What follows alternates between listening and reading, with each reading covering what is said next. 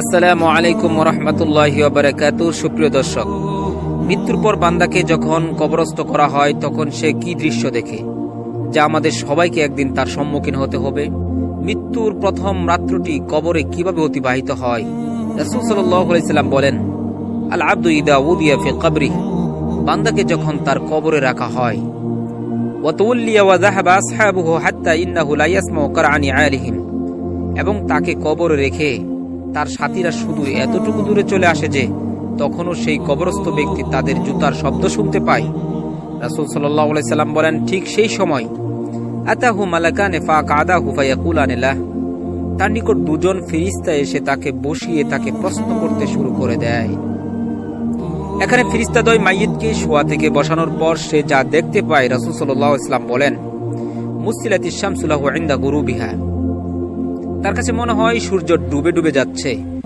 ফায়াজলিসু ইয়ামসাহু আইনাইহি ওয়া ইয়াকুল দাউনি উসাল্লি, সে বসে তার চক্ষুদ্বয় মুছতে মুছতে বলতে থাকে, তোমরা আমাকে ছেড়ে দাও, আমি নামাজ আদায় করব। সুবহানাল্লাহ। যেহেতু সূর্য ডুবে যাচ্ছে, সে মনে করবে আজ তো আসরের নামাজ আদায় করি নাই। ফেরেশতাদ্বয় তখন বুঝতে পারে লোকটি দুনিয়াতে নামাজে মুত্তাকি ছিল। ফেরেশতাদ্বয় তখন বলতে থাকে, আপনি কবরের জগতে, এখানে নামাজ রোজা কিছু নেই, সুতরাং আগে তুমি আমাদের প্রশ্নের উত্তর দাও।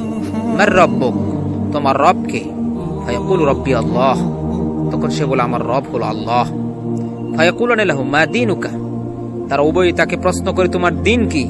ফায়াকুলু দীনি আল ইসলাম, মুমিন বান্দা বলে, আমার দিন হলো ইসলাম।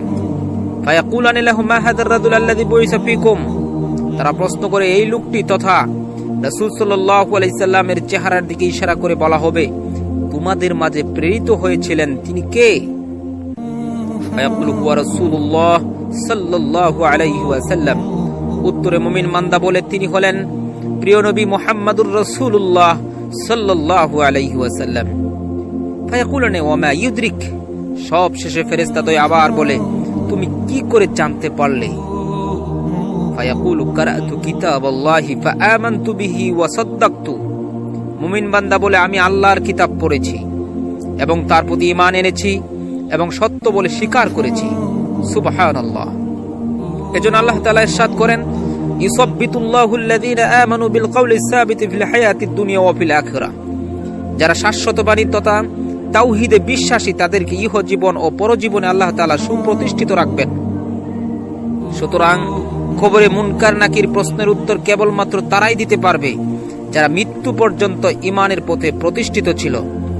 যারা ইহকালীন জীবনে ঈমানের উপর প্রতিষ্ঠিত ছিল না, মৃত্যুর পর তারা মুনকার নাকিরের